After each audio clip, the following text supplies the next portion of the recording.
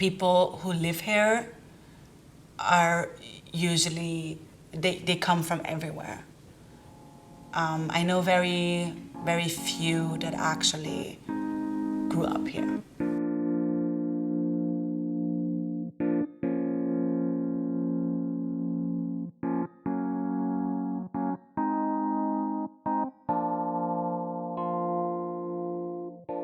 My dad still lives in the apartment I was raised in on the Upper East Side. I grew up in Alphabet City. Our first apartment, I think, was on 9th Street and Avenue C.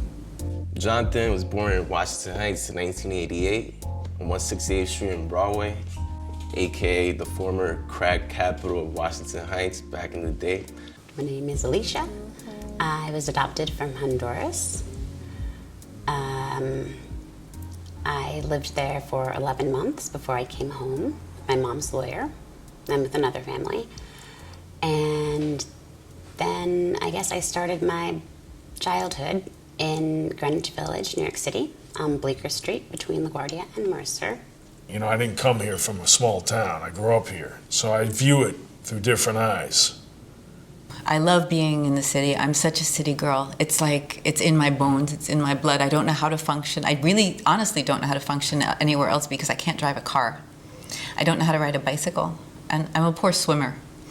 But, you know, I know where every CVS is, and the Chase banks, and, you know, I'm very good with convenience, and I have been in the West Village for the last at least 20 years or so. So I know my way around, and I love it here.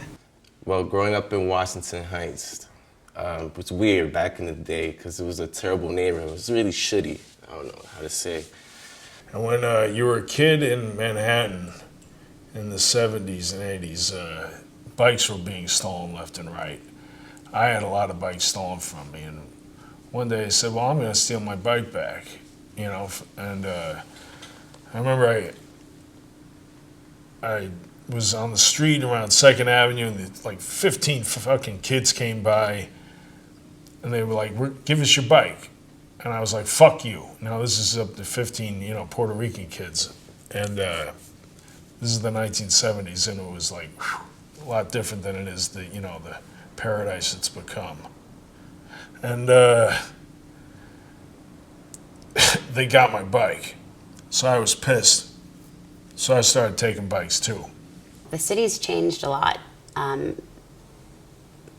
since I've been growing up here. Soho used to be a place for artists, and now it's like a fucking mall. Unfortunately, things on Bleecker Street changed, and all of the fashion designers thought that it would be a cool place for them to be. I didn't grow up in the city where everybody's on their fucking iPhone now, in the subway. And I'll push these motherfuckers out of my way, because personally, I want to get the fuck out of the subway. What the fuck are you people doing? Fuck you.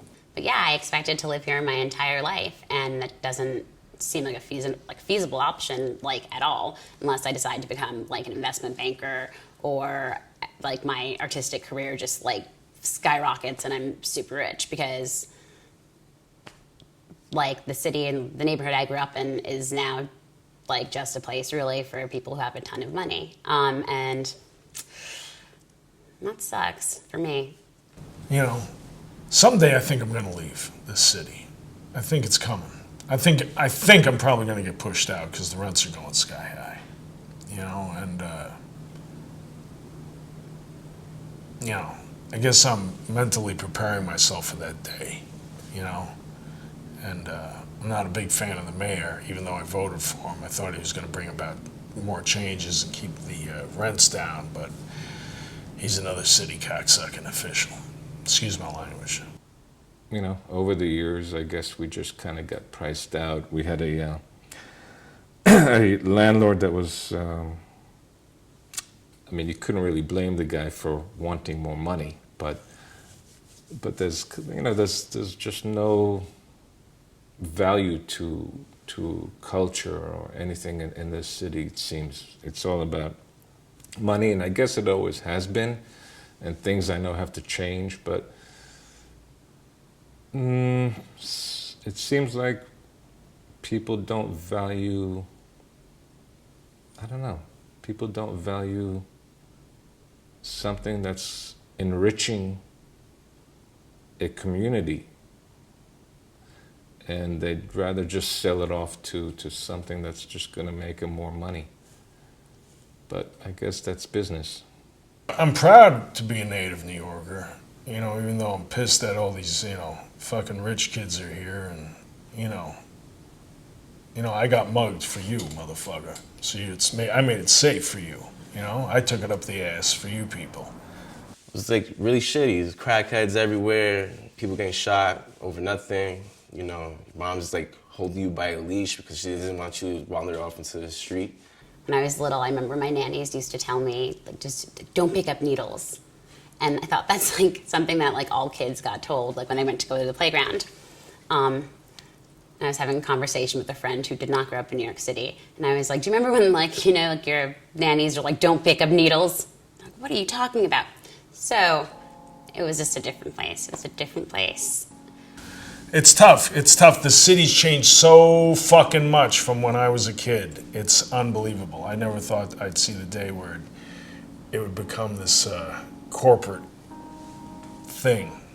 And yeah, in some ways it's better. The gentrification's, you know, it's a little safer, you know, but we paid a price for it. Now we got 7-Eleven on the corner and city bikes. I don't know. It's just a sort of little slap in the face of nothing's forever. So you just find something else that you can do and